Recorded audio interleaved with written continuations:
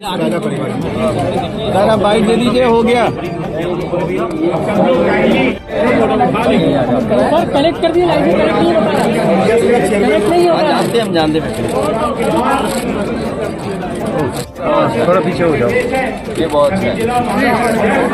Sir अब bite दे दीजिए, अब बाइट दे दीजिए सर। वो खुद आई हमारे पास और उन्होंने कहा कि उनकी मुख्यमंत्री जी से मुलाकात हुई है और उन्होंने भरोसा दिलाया कि उनके साथ अन्याय नहीं होगा, इसलिए हम आपके साथ वोट नहीं दे सकते, हमें माफ कर दीजिए। मैंने उनसे कहा कि अगर अन्याय रोक रहे हैं मुख्यमंत्री जी, तो जहां मुख्यमंत्री जी कहें वहां वोट दे देना। और जब राज्यसभा का चुनाव हुआ तो आपने वो बात देखी होगी।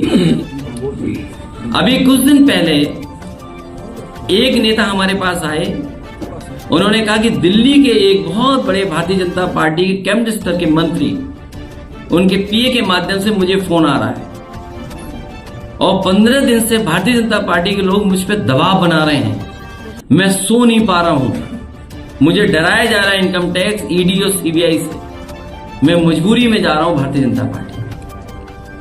और बात मैं पुरानी बता दूं एक और आपको, ये आप नाम ढूंढिए, ये हर बात मैंने कहा कि मुख्यमंत्री जी खुद मिले थे अमेठी की विधायिका से, आपको भी पता है, बहुत धन्यवाद आपका। और उन्होंने आश्वासन दिया था कि अन्याय नहीं होगा और दूसरे दिन ईडी पहुंची नहीं पूछी। सोचिए आप। और हम बता दें, आपको खुल के बता दें, जो राज्यसभा चुने गए, जब वो समाजवादी पार्टी में राज्यसभा के मेंबर थे, उन्होंने कहा दिल्ली में होम मिनिस्टर जी से कह दो तो हमारे साथ अन्याय नहीं होगा और नहीं तो हमें आपकी पार्टी छोड़नी पड़ेगी। हम किसी को फोन नहीं कर सकते थे पार्टी के समाजवादी लोग, और देखो पार्टी छोड़ के चले गए वो। तो इसलिए दिल्ली से लेकर के लखनऊ इस प्रयास में लगाया कि डराया और धमकाया जाए लोगों को। ये जो पैसे लिए गए हैं इलेक्टोरल बॉन्ड्स को लेकर के, क्या ये वसूली नहीं थी?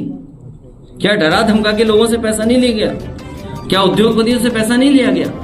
क्या यही लोकतंत्र है? यही बाबा साहब भीमराव अम्बेडकर का लोकतंत्र है? यही संविधान है क्या, जिसके तहत हर एक को न्याय मिलेगा, आजादी मिलेगी? सोचिए कहां देश को पहुंचा दिया। और मैं आज कह रहा हूं प्रेस के साथियों के सामने, ये चुनाव अगर आप चूक गए तो जनता तो वोट नहीं डाल पाएगी और आप लोग सच नहीं दिखा पाओगे। इसलिए आप सब मिल करके लोकतंत्र को बचाइए, संविधान को बचाइए। आपके ऊपर भी वॉच हो रहा है, निगरानी रखी गई है, क्या न्यूज सूट करती है, क्या न्यूज नहीं सूट करती है, क्या ब्रेकिंग न्यूज चलनी है, क्या ब्रेकिंग न्यूज नहीं चलनी है, इस तक पर आप पर नजर है। अखबारों में क्या हेडलाइन होगी वो हमारे पत्रकार साथी जानते होंगे, बोलें या ना बोलें। तो इसलिए सर इस बार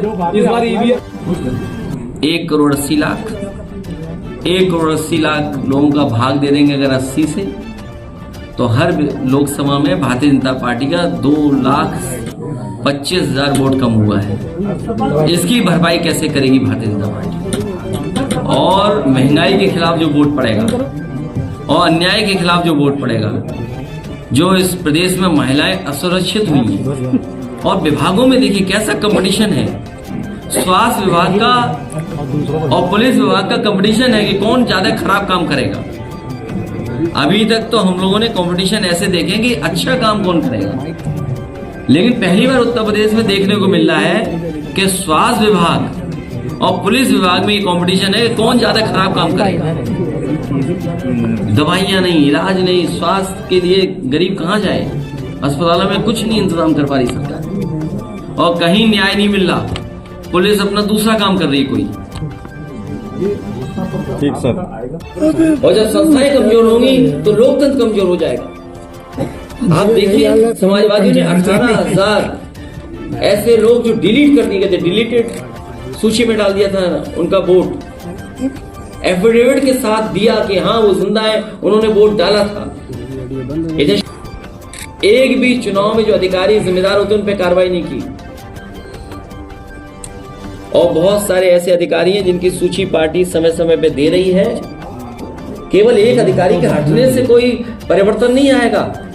उस अधिकारी ने या उस सरकार के माध्यम से जो अधिकारी वर्षों से बैठे हैं, जो चुनाव में धांधली करने के लिए बैठे हैं, जिन्होंने अभी अभी जो चुनाव हुआ था मेयर का, टाउन एरिया का, नगर निकाय के चुनाव में धांधली की थी, वो लोग अभी भी जमे हुए हैं कई जगह पर।